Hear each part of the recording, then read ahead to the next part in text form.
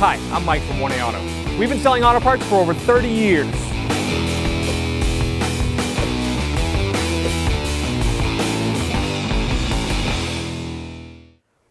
What's up guys, I'm Andy from 1A Auto. Today I'm going to show you how to reset the oil life monitor in this 2011 Ford Explorer.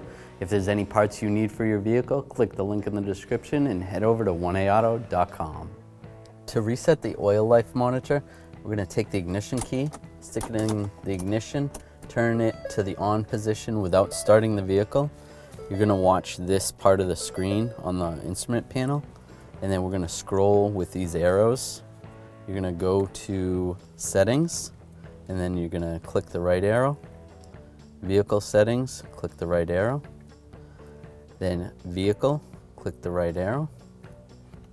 Scroll down to oil life reset, right click, and then you can set it to what you want to set it to.